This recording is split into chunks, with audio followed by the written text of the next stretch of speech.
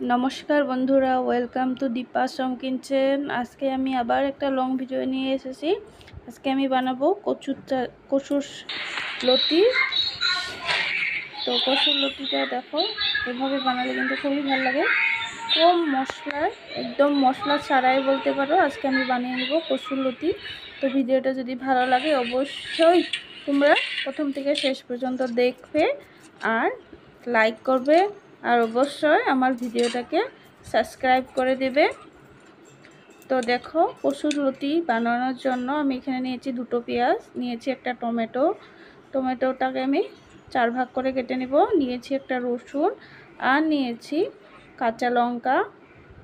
রসুনগুলো আমি ভালো করে ছুলে নেব, আর লতিগুলো আমি ভালো করে খোসাগুলো ছাড়িয়ে নেব। দেখো, লতি কিন্তু খোসা ছাড়ানো কিন্তু খুবই সহজ। যদি মোটা মোটা লতি হয় তাহলে তো আরও বেশি সহজ, আর যদি সরু সরু লতি হয় তাহলে অল্প কষ্ট হয়। কিন্তু বটি দিয়ে অল্প বা ছুরি দিয়ে অল্প ঘষিয়ে নিলেই কিন্তু লতির শরীরে গায়ে থাকা নোংরাগুলো উঠে যায়। তো দেখো, আমি এভাবে লতিগুলো বেছে নিলাম।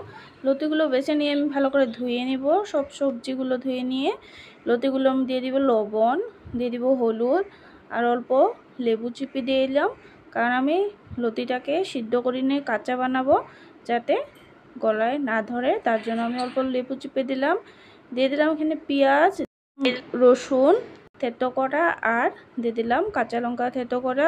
তো ওটাকে আমি ভালো করে মেখে নিয়েছি। কড়াইতে তেল গরম হয়ে গেছে, দিয়ে দিলাম এখানে কালো জিরে অল্প করে, আর দিয়ে দিলাম একটা শুকনো লঙ্কা 2 টুকরো করে। তারপরে এখানে দেখো, আমি দিয়ে দিলাম লতিগুলো, মেখে রাখা লতিগুলো দিয়ে আমি এখানে 2-3 মিনিট লাড়িয়ে নিব। লাড়িয়ে চাড়িয়ে এখানে আমি অল্প জল দিয়ে দিব। লতি মাখানো থালের মধ্যে ধোয়া জলটা আমি দিয়ে দিব। দিয়ে এখানে আমি আবারও কিছু সময় লাড়িয়ে নিব।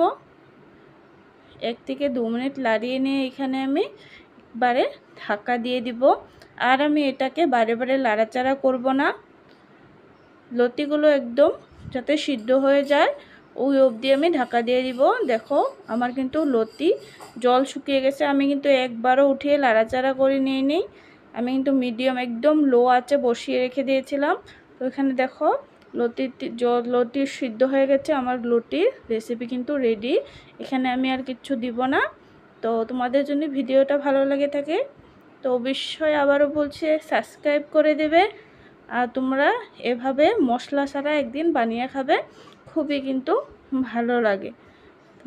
সবসময় তো আমরা মশলা দিয়ে খাই, কিন্তু একদিন মশলা ছাড়াও বানিয়ে খাবে।